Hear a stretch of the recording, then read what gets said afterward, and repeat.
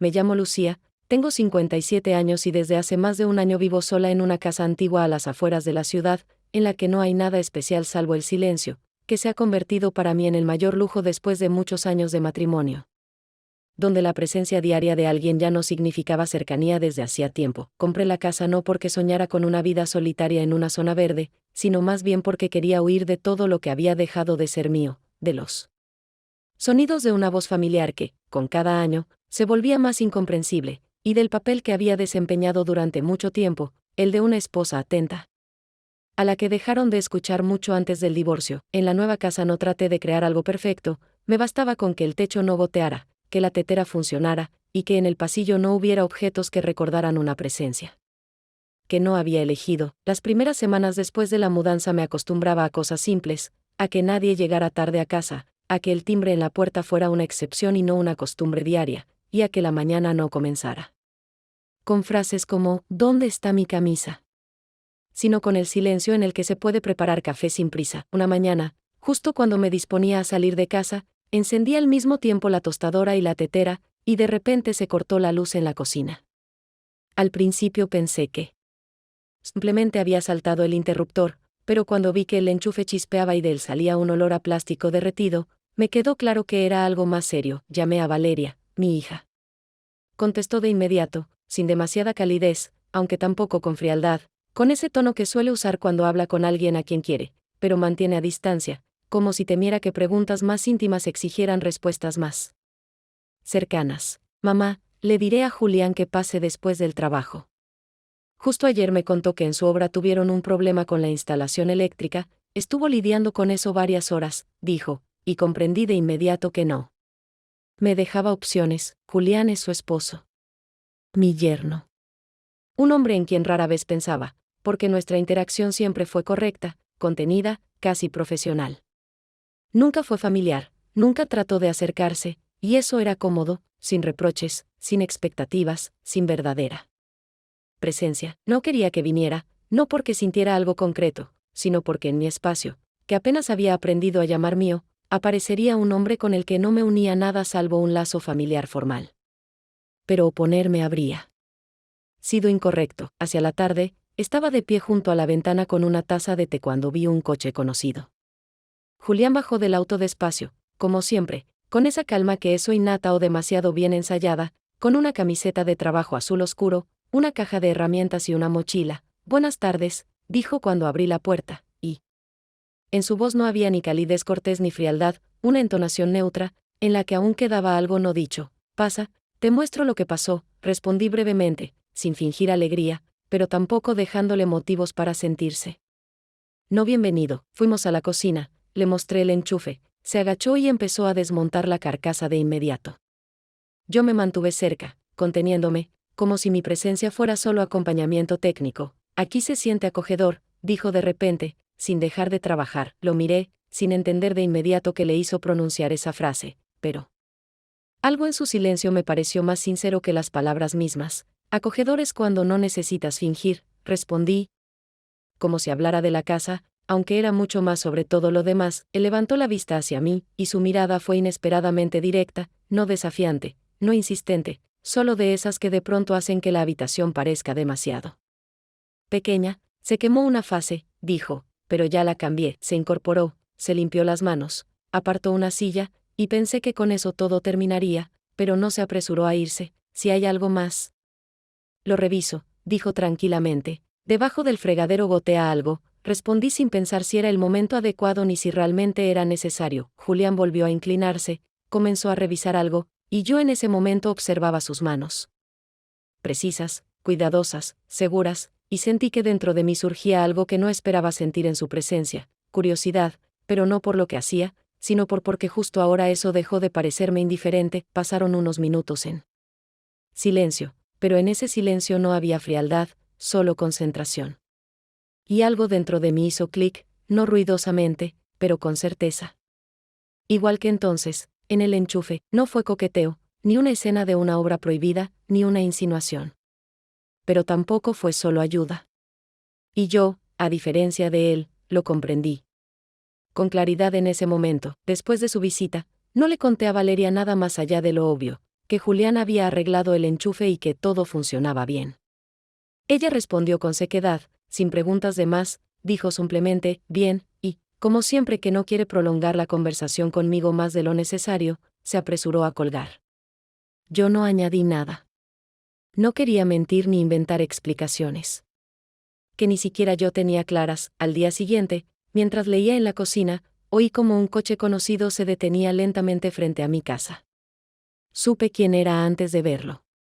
Julián volvió a estar vestido con ropa de trabajo, con la misma caja de herramientas en la mano, y parecía simplemente no haber tenido tiempo de cambiarse después del trabajo.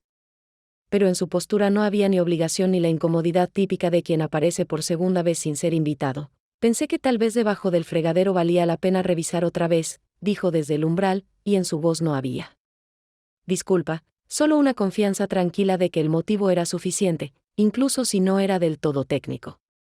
Me hice a un lado, sin decir palabra, simplemente le permití entrar. En la casa reinaba el mismo silencio que el día anterior, pero esta vez sonaba diferente, como fondo de algo que ya había comenzado, aunque no se hubiera nombrado. Trabajaba en silencio, concentrado, y sentí que lo observaba con más atención de la necesaria, no por lo que hacía, sino por cómo lo hacía, con calma, sin prisas, sin gestos exagerados.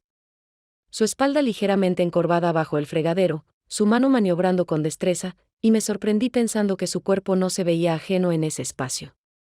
Era demasiado como para un yerno al que conocía desde su lado correcto y formal, pero demasiado poco como para detener lo que ya empezaba a moverse dentro de mí. Cuando se incorporó, se secó las manos con un paño y me miró, ya no como el esposo de mi hija, sino como un hombre que mira a una mujer que tiene frente a él y no evita su mirada. Por primera vez, no supe si quería decir algo o si bastaba simplemente con permitirle quedarse unos minutos más. En su silencio había una pausa, pero no por desconcierto, más bien como para comprobar si yo realmente permitía que esta situación existiera. ¿Valeria trabaja mucho?, pregunté, no para abrir una conversación, sino porque fue lo primero que me vino a la mente y no sonaba forzado. Ahora están con un nuevo proyecto, respondió. Nos vemos tarde, cuando ya no hablamos. Dormimos, y por la mañana volvemos a salir. Es el ritmo que llevamos. Su voz era pareja, pero en ella había una sombra que no pasa desapercibida ni para los oídos más indiferentes. Eso no es un ritmo. Es un horario, dije en voz baja, sin reproche, con una franqueza que no se suele permitir cuando se habla de la familia de otro. No respondió, pero sus ojos volvieron a buscar los míos, y en ese contacto breve ya no quedaba el escudo que la gente suele usar cuando siente que el límite está cerca. ¿Puedo tomar un poco de agua?, preguntó, y le pasé un vaso. Dio un sorbo, lo dejó en el borde del fregadero y no se alejó. Ambos sabíamos que la conversación ya había ocurrido, no con palabras, sino con el simple hecho de que él había venido. Sin motivos que no pudieran inventarse y con aquellos que no necesitaban nombrarse. Cuando se fue, no lo acompañé hasta la puerta del jardín. Simplemente cerré la puerta y me quedé de pie en el pasillo, con la sensación de que la casa, que hasta entonces había sido mi espacio de silencio, ya no volvería a ser igual. Pero no porque alguien más hubiese estado en ella, sino porque yo ya no podía habitarme del mismo modo desde ese momento en que la puerta se abrió por segunda vez. Después de esos encuentros, en los que todo parecía quedar sin ser dicho pero era comprendido sin una sola palabra, traté de volver a la versión anterior de mí misma, esa en la que cada movimiento tenía una función clara, y cada día estaba lleno de tareas domésticas, como piedras en los bolsillos que impiden elevarse del suelo. Limpiaba con esmero, ordenaba cosas, revisaba los estantes con medicamentos, incluso hervía toallas que nadie veía, todo para mantener la mente ocupada. Pero dentro de mí, y en ese lugar que durante años aguantó en silencio la pérdida de sí misma, empezó a moverse algo que ya no podía, ni quería, volver a silenciar. No le escribí. Y tampoco fantaseaba con lo que podría pasar. Pero la sensación permanecía, silenciosa, como el calor residual de unos dedos que no tocaron, pero estuvieron lo suficientemente cerca para que el cuerpo no lo olvidara. Uno puede pasar mucho tiempo manteniéndose dentro de los límites, aprendiendo a no reaccionar, a no responder, a no creer. Pero cuando algo se mueve en la base misma, ya ningún escudo cotidiano funciona. Ya no podía fingir que no había pasado nada. No por él. Por mí, al tercer día encontré el manual de la cocina. El temporizador se había desconfigurado, parpadeando con símbolos extraños, y, en contra de mi costumbre, no quise ocuparme del problema. Podía hacerlo. Pero algo dentro de mí dijo con una claridad nueva: no tienes que ser fuerte todo el tiempo. Y eso fue algo nuevo, permitirme no poder con todo. No porque me hubiese roto, sino porque ya no quería seguir viviendo en la imagen de una mujer que nunca pide ayuda. Sostuve el teléfono en las manos durante mucho rato, pesando cada palabra como si de ellas dependiera no el resultado, sino la imagen que él tendría de mí. Cuando finalmente lo llamé, aunque me incomodaba un poco seguir llamándolo por pequeños problemas, algo me decía que él tampoco lo lamentaba. Su voz sonó serena, casi seca. Si tienes tiempo, échale un vistazo a la cocina. El temporizador volvió a fallar. No consigo entenderlo. Su respuesta fue inmediata, incluso un poco demasiado rápida, como si ya esperara esa llamada, aunque no tuviera intención de hacerla él mismo, claro. Estoy ahí en 20 minutos, llegó sin uniforme, sin ropa de trabajo, sin herramientas. Con una camisa clara de mangas remangadas, cansado pero concentrado, cruzó el umbral como alguien que recuerda todo lo que ocurrió, pero no se permite nada de más. No le pregunté cómo estaba. Él no preguntó por qué no había llamado a un técnico. En nuestro silencio ya no había incomodidad, se había convertido en algo nuevo, denso, como ese momento suspendido entre dos acciones que se prolonga a propósito, porque justo ahí ocurre lo más importante, este botón. ¿Dices? Se inclinó hacia el panel, extendiendo la mano para mostrarme. Sí, bloquea todo. Lo presiono, pero luego sigue actuando por su cuenta, respondí acercándome, y en mi voz no había interés doméstico, solo un pedido silencioso. Quédate un poco, estábamos muy cerca, hombro con hombro. Sentí cómo crecía la tensión, no por deseo, sino por la presencia, esa que cuesta sostener cuando has estado sola mucho tiempo. Él me mostró cómo presionar, lento, con atención, y luego dejó los dedos cerca, como si no quisiera retirar completamente la mano. Y aunque no pasó nada, mi cuerpo ya había respondido, no con palabras ni movimientos, sino con ese sí interno, abierto, que no necesita ser dicho en voz alta. Cuando se fue, no lo acompañé hasta la verja. Me quedé en la cocina, sola, con una estufa que ahora funcionaba otra vez y con el termo que él había dejado por descuido sobre la mesa. No lo guardé de inmediato. No por sentimentalismo, sino porque ese objeto se había convertido en testigo de algo más importante que un gesto, de mi disposición a no ser correcta, a no ser fuerte, a no ser cómoda, sino simplemente a ser, aquí, ahora, en un cuerpo que volvía a aprender a responder. No sabía si él regresaría. Y no inventaba escenarios. Por primera vez en mucho tiempo no estaba esperando, estaba en mí. Por primera vez no huía. Y eso ya bastaba para que todo a mi alrededor dejara de ser como antes. A la mañana siguiente desperté no por el despertador ni por el ruido de la calle, sino porque mi cuerpo, desde la noche anterior, seguía esperando una explicación. No externa, no de él, sino de mí misma. Cuando no planeas nada más allá del silencio, cuando te enseñas durante años a no esperar, a no permitirte ampliar tus propios bordes, incluso una mirada que antes habrías tomado como mera cortesía, adquiere de pronto un peso difícil de sostener.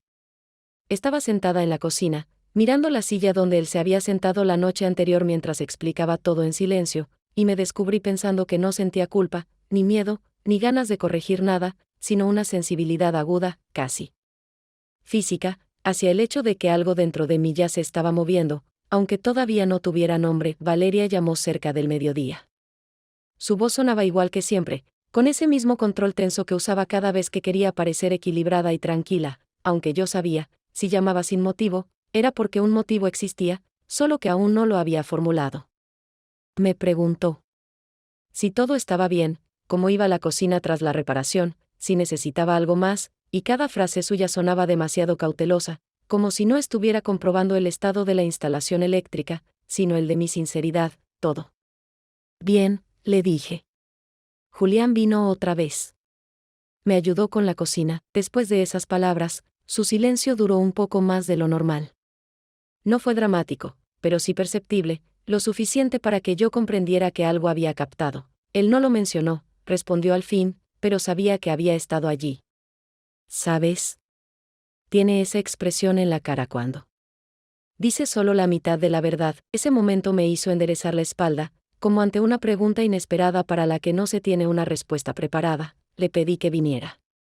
No se negó y no explicó nada, dije, manteniendo mi voz en un ritmo habitual. Valeria no se enfadó, no me acusó, no insinuó nada, solo dejó una pausa, en la que por primera vez en muchos años sentí que entre nosotras no había la habitual irritación por el malentendido, sino una grieta real, en la que ambas ya habíamos perdido algo antes siquiera de admitirlo. No sé qué pasa, mamá, pero siento que ya no eres la misma de hace unas semanas. Y eso me cuesta, dijo en voz baja. Me quedé callada, sin apartar la mirada de la ventana de la cocina, donde el sol iluminaba el borde de la taza de la que él había bebido 2 días antes, y que aún seguía allí, aunque cada mañana limpiaba la mesa. Yo tampoco sé qué hacer con esto, dije al fin. Pero sé que no quiero volver a esconderme de mí misma, incluso si eso significa perder algo más. Valeria no respondió. Simplemente colgó, sin despedirse, pero sin cortar bruscamente. Y en esa ausencia de cierre hubo más verdad que en todas nuestras conversaciones anteriores, en las que durante años intentamos permanecer dentro de los márgenes. Esa noche me senté en la terraza, observando cómo oscurecía el cielo, cómo se encendían las luces en el patio de los vecinos, y como en mi casa, donde hasta hace poco reinaba una estabilidad conocida, empezaba a gestarse una forma completamente nueva de tensión, no externa, sino interna, como ese momento exacto en el que entiendes que aún puedes elegir. Pero elegir no siempre es entre 2 personas. A veces, se elige entre la que eres ahora y la que has sido durante años para todos los demás. La noche siguiente, cuando el día ya comenzaba a declinar, doblaba ropa limpia para guardarla en el armario, intentando sostener pensamientos tranquilos, pero esa sensación invisible de espera volvió a aparecer. No miraba el reloj, no tenía prevista ninguna visita, pero mi corazón se aceleró justo en el momento en que el sonido familiar de unos pasos en la puerta resonó con una exactitud que parecía haber sincronizado con mi propio ritmo interno. No abrí de inmediato, quise terminar lo que estaba haciendo, como si los gestos cotidianos pudieran darme una ilusión de control sobre algo que empezaba a desbordarse. Julián estaba ahí, sin herramientas, con una camiseta común y un termo en la mano, como un hombre que simplemente decidió pasar un momento, sin excusas, sin un motivo declarado. Su mirada era serena, un poco cansada, pero no vacilante. En su voz no había rastro de disculpa ni de explicación cuando dijo, pasaba por aquí.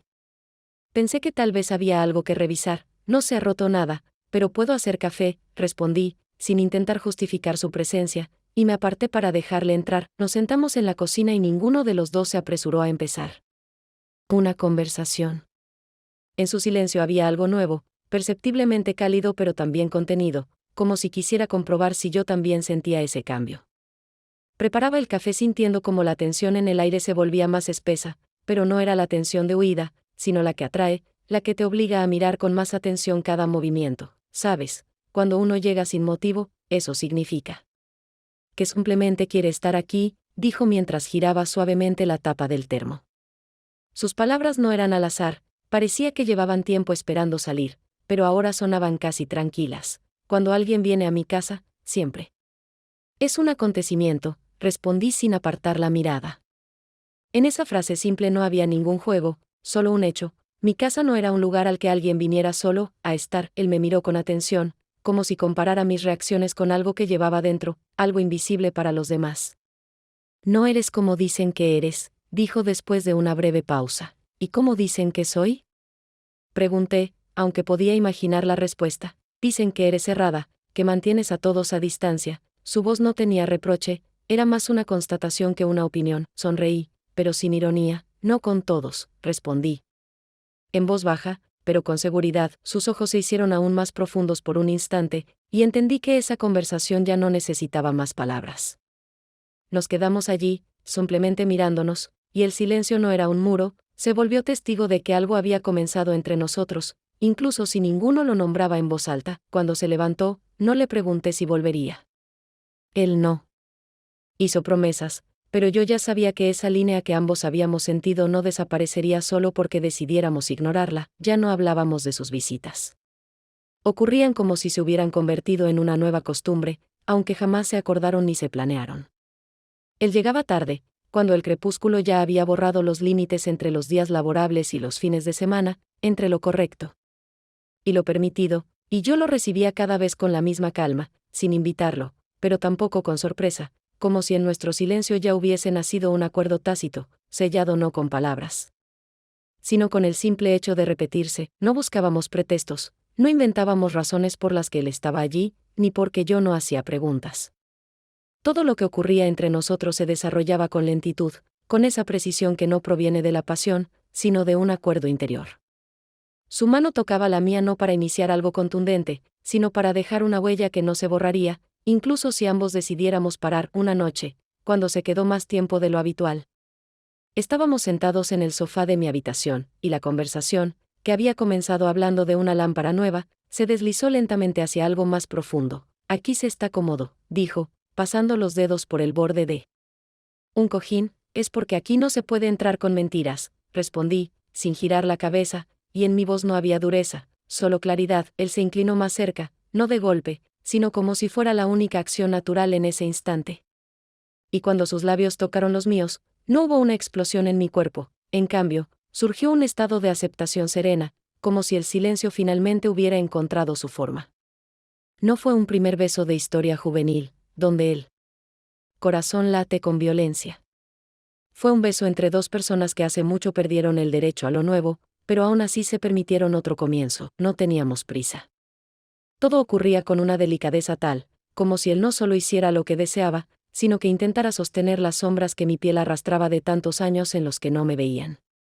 Mis manos no temblaban, no sentía culpa, solo una vibración constante y segura. Esta acción no es un error, simplemente no tiene permiso externo. Esa noche se quedó. No como un amante que escapa al amanecer, ni como un huésped que se despierta pidiendo perdón. Se quedó acostado a mi lado, con los ojos abiertos, y yo no le pregunté en qué pensaba. Me bastaba con saber que no callaba por defensa, sino porque el silencio era la única forma honesta de estar aquí. Por la mañana se vistió lentamente, como quien no quiere perder ni un segundo de más, aunque ambos sabíamos que el tiempo jugaba en nuestra contra. No sé qué hacer con esto, dijo, ya de pie junto a la puerta. Yo tampoco, respondí. Pero ya es tarde para fingir que no ocurrió. No acordamos cuándo volveríamos a vernos. No intercambiamos promesas, no pusimos condiciones. Pero en el aire quedó el eco de algo que no se desvanece, incluso cuando la puerta se cierra. Y. Por primera vez en mucho tiempo no me sentí ni culpable ni excluida de la vida. Simplemente me sentía viva, desde aquella mañana en que se fue después de una noche que borró por completo las fronteras entre él, se puede, y él, nunca. Se debe, dejé de intentar ponerle nombre a lo que había ocurrido. No era un romance, ni una traición en el sentido clásico, porque ninguno de los dos intentó ocultar huellas, simplemente no las dejamos demasiado marcadas, no dejamos testigos, y ni siquiera entre nosotros pusimos etiquetas. Esos momentos quedaron en mí no como un secreto, sino como un recuerdo que no necesita ser confirmado. No esperaba su llamada, porque sabía que no la habría. No por miedo, ni por vergüenza, sino porque lo que ocurrió entre nosotros pertenecía a un espacio donde no funcionan la logística, los acuerdos ni los planes para él, después. No fue una historia con futuro, fue una historia de presencia. Que solo nace cuando ambos dejan de fingir. Valeria no llamó en varios días, y yo tampoco inicié contacto. Sabía que ella había sentido algo, no detalles, pero sí un movimiento, un saber intuitivo que siempre existe entre madre e hija, incluso cuando llevan años atrapadas en roles que ya no les sirven. No buscaba su mirada, no pedía permiso. No me preparaba para dar explicaciones, porque por primera vez en mi vida no sentía que debía justificar mi cuerpo ni mi derecho a elegir. Una de esas tardes fue particularmente cálida, fuera de temporada. Estaba sentada en la terraza, con los pies descalzos, el plaid inútil sobre las piernas, y me pareció que hasta el cielo se había permitido relajarse un poco. En el aire no había señales, ninguna insinuación, ninguna promesa, pero de pronto sentí que él estaba cerca. No físicamente, no detrás de la puerta ni por el camino, sino como una sombra silenciosa de alguien que ha dejado en ti algo que ya no puedes guardar en una caja con las demás cosas. No volvió. Y yo no escribí, no esperé, no dejé rastros de mí para que regresara. Pero cada vez que tocaba la taza de la que había bebido, cuando colocaba en el estante la toalla que él había sostenido, o cuando atrapaba mi reflejo en el espejo y veía algo nuevo en mis propios ojos. Sabía que una parte de él seguía aquí. Lo más aterrador no fue que él fuera mi yerno. Lo más aterrador fue reconocer que yo había deseado esa presencia. No por accidente, no por debilidad, no por soledad. La deseaba porque me hizo sentir viva en un cuerpo que durante años había conservado solo como envoltorio de funciones. Y desde ese momento, ya no podía volver a ser la mujer que era antes para el mundo, cómoda, contenida, silenciosa. Valeria apareció sin avisar, unos días después, cuando el sol aún no se ocultaba y el aire era demasiado tranquilo como para no anunciar tormenta. Estaba en la puerta con esa resolución que no se pronuncia en voz alta. ¿Vamos a hablar? Preguntó directamente. Si estás dispuesta a no solo escuchar, respondí, y nos sentamos en silencio en la mesa. Que aún conservaba el calor del último café, no sabía por dónde empezar. Pero por primera vez en todos mis años como madre, estaba lista para hablar con ella como una mujer frente a otra mujer, no como madre frente a hija, ni como culpable ante una jueza. Ya no me escondía. Y en esa apertura, que antes me aterraba hasta la parálisis, por fin sentí que estaba viva, no correcta, no conveniente, no aprobada. Pero viva de verdad. Al principio, nos sentamos en silencio, y aquella mesa entre nosotras no era solo una superficie de madera, sino algo mucho más pesado, todos los años de verdades no dichas, de medias bromas que ocultaban rencores, y de gratitudes nunca pronunciadas. Sus dedos jugueteaban con el borde de una servilleta, y aunque trataba de mantener la firmeza en la mirada, yo veía como todo dentro de ella temblaba, como su habitual control se quebraba mientras al fin empezaba a hablar. Sé que pasó algo entre ustedes. Y no porque él lo haya dicho. No dijo nada. Pero yo te conozco. Y me conozco a mí. Guardé silencio, no porque temiera responder, sino porque en ese instante no cabía ni una afirmación ni una negación, no porque quisiera esquivar la responsabilidad, sino porque cualquier sí o no habría sido falso en su simplificación. Porque la verdad de esta historia no está en la superficie de las palabras, sino en un lugar mucho más profundo, donde las fórmulas ya no funcionan. No quiero saber cuándo, ni cómo, ni cuántas veces, ni por qué, dijo, deteniendo el movimiento de sus dedos, porque eso no cambiará nada. Pero quiero entender en quién te convertiste para permitirte esto. Y en quién se convirtió él, si fue capaz de hacerlo con nosotras dos. Suspiré, largo, no para provocar efecto, sino para hacer espacio en mis pulmones. Así era más fácil no huir de su mirada. No sé en quién me convertí. Solo sé que dejé de ser quien era. Y tal vez por eso sucedió. Yo no lo busqué, no lo pensaba como tu futuro ni como un riesgo. Simplemente lo miré, y en un momento vi que yo todavía existía.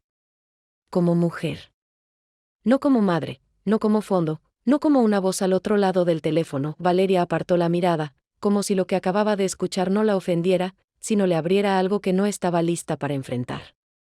Tragó aire, apoyó las manos sobre las rodillas, se recompuso, y ya no como hija, sino como una mujer adulta agotada de los reproches, dijo, ¿de verdad estuviste bien con él?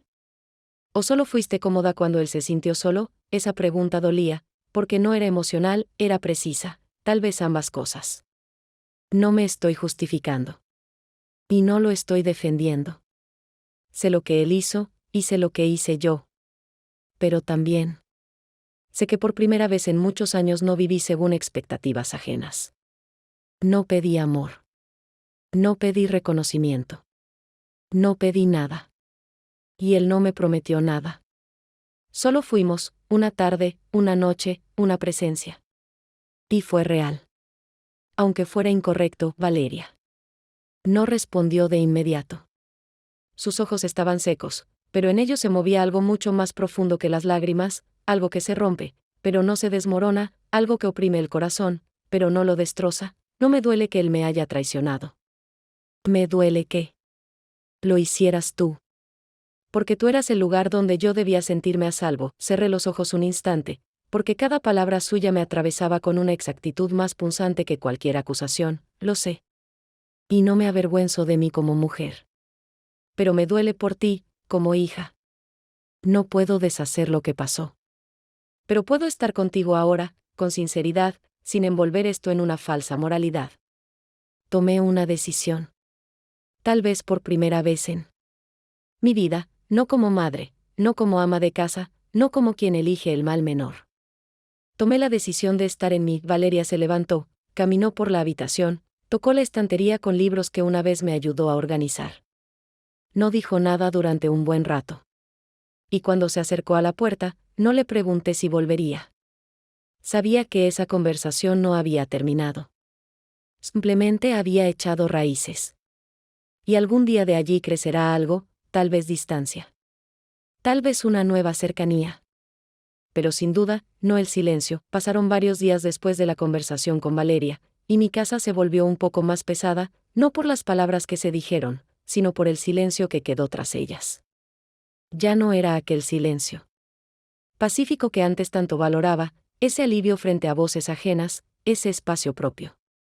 Era algo mucho más denso, como un aire espeso en el que cada pensamiento arrastraba decenas de otros, como una cadena frágil que termina rompiéndose justo donde nadie espera. Ya no hojeaba libros antiguos, no ponía música, no preparaba té. Por placer, todos esos hábitos que antes me mantenían a flote de repente dejaron de tener sentido, como si ya no me pertenecieran. Pasaba largos ratos mirando una fotografía de Valeria, aquella en la que tenía 16 años, con una camiseta blanca y el pelo mojado después de nadar, sonriendo no a mí, sino a alguien fuera del encuadre. Yo tenía la cámara en ese momento, lo recuerdo bien, y ella aún era una niña sin reservas, espontánea, abierta, liviana. Entre esa adolescente y la mujer que salió de mi casa días atrás con los ojos llenos de amargura, hay un abismo. Que no cavaron solo los años, sino también el silencio que ambas cultivamos con tanto esmero para no herirnos con verdades. Ya era de noche, el cielo comenzaba a oscurecer cuando recibí un mensaje. El número no estaba guardado, pero reconocí el estilo al instante, frases cortas, sin saludos, puntuación correcta, sin adornos emocionales, no voy a volver. Pero gracias. Me quedé mirando esas 4 palabras largo rato, sin entender. Al principio, ¿cuál dolía más? ¿Que no volvería? ¿O qué me daba las gracias? Porque la gratitud tiene algo definitivo, suena a punto final, uno que no se ve hasta que se lee entre líneas. Y entendí que ni él ni yo podíamos deshacer lo ocurrido. Ambos lo llevaríamos con nosotros, no como algo de lo que enorgullecerse, sino como una parte nuestra que no puede estirparse sin perder algo aún más grande. No le respondí. No por orgullo, ni por enojo, sino porque en mí ya no quedaba nada que desear a continuación.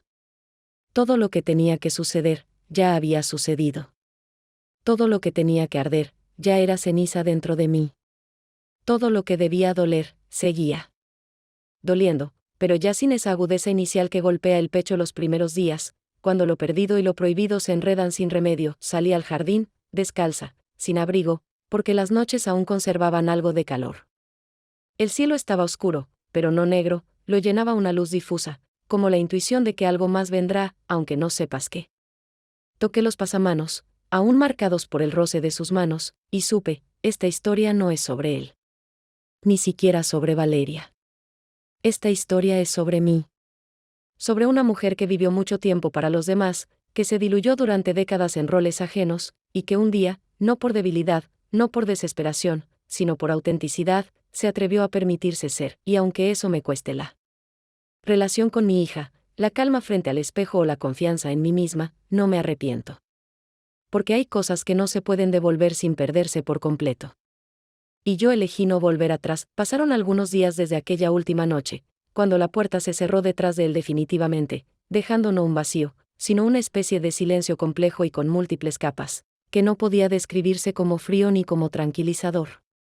Me despertaba por las mañanas no porque algo me llamara o me obligara a levantarme, sino porque mi cuerpo ya se había acostumbrado a ese ritmo: levantarme, preparar té, abrazarme con gestos que hacía tiempo se habían convertido en rituales de supervivencia. En la casa no había cambiado nada, todo seguía en su lugar, nada nuevo se había roto, incluso las viejas grietas en el revoque parecían familiares, casi queridas. Como cicatrices que ya no duelen pero recuerdan que sigues viva. No esperaba llamadas, no buscaba señales, no releía mensajes antiguos, porque ya sabía con certeza, lo que ocurrió no fue un error ni una traición en el sentido cotidiano, sino algo mucho más profundo y complejo, Un encuentro entre dos soledades que se atrevieron a cruzar la línea de lo prohibido, no por placer ni por juego, sino porque ya no podían seguir viviendo bajo el vacío interior. Julián no escribió, Valeria tampoco, y ese silencio, aunque no era liviano, ya no me tenía en tensión, porque yo había hecho mi elección, no justificarme, no explicarme, no intentar convencer a nadie de que mis actos tuvieran lógica. Oh, perdón, por la noche, me senté en la cocina, en mi silla de siempre, me serví té y me permití recordar no el momento en que él me tocó la mano, ni su mirada, ni el olor de su ropa, sino la sensación que dejó tras de sí y no euforia. No tristeza, sino una especie de asombro. Aún soy capaz de responder, de abrirme, de arriesgarme, incluso después de años de cautela y deseos silenciados. No idealizaba lo que pasó, no lo decoraba, no lo justificaba, simplemente sabía que, en ese instante, fui yo. Sin filtros, sin defensa, sin roles. Y eso fue aterrador, doloroso, pero también real. No sabía qué sería de Valeria, sí. Algún día podría perdonarme, si entendería que esta historia nunca fue una traición a su confianza, sino un regreso mío hacia mí misma, hacia esa parte que perdí en el matrimonio, en los deberes, en la adaptación constante a las expectativas ajenas. Pero estaba preparada para su rabia, para su silencio, para cualquier reacción, porque ya no quería seguir viviendo como si no existiera, como si solo fuera una función, siempre correcta y predecible, esta casa, con su techo viejo, sus puertas que crujen y el enchufe que una vez falló, dejó de ser solo un refugio temporal, se convirtió en el lugar donde me permití volver a ser imperfecta, inacabada, emocional, viva. Y aunque nadie más vuelva a tocar mi puerta, ya no me sentiré vacía, porque lo más importante que regresó después de todo, fui yo misma. La tarde avanzaba, no exactamente cálida, tampoco del todo fría, ese tipo de luz en que el sol se pone sin apuro, como si quisiera quedarse un poco más, pero ya no tuviera derecho. Yo estaba de pie junto a la ventana, sin mirar nada en particular, simplemente dejando que mis ojos descansaran en lo conocido, el jardín que planté aún con mi exmarido, el sendero por donde ya nadie camina, y la pared cubierta de hiedra que ha crecido tanto que ya oculta incluso el moho. Todo a mi alrededor seguía igual de reconocible, y justo eso era lo más doloroso, que nada delataba que dentro de mí todo había cambiado. Por supuesto, funcionaba. Me levantaba, comía, hacía cosas con las manos, preparaba café, incluso respondía correos que no requerían emociones. Pero cada gesto iba acompañado de una sensación de fondo, como si llevara algo invisible, no una carga, sino algo menos evidente. Tal vez eso era el verdadero castigo, no el dolor, no las lágrimas, sino esa presencia silenciosa y constante de lo hecho, que no se desvanece con el tiempo, sino que se hunde más hondo. Valeria seguía sin hablarme.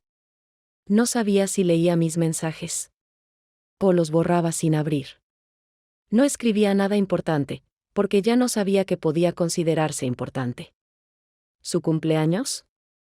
¿Alguna noticia? ¿El clima? Quería preguntarle cómo dormía. Si se despertaba por las noches. Si aún hablaba con Julián. Pero todas esas preguntas se quedaron en mí, y cuanto más tiempo pasaban allí, más comprendía. Su silencio no era venganza. Era una forma de mantener la distancia necesaria para que todo no se derrumbara del todo. No habían pasado solo unas semanas, había pasado eso que los psicólogos seguramente llamarían etapa de integración. Pero yo no pensaba en términos de fases. Todo era mucho más banal. Pasó el tiempo, y el dolor no desapareció.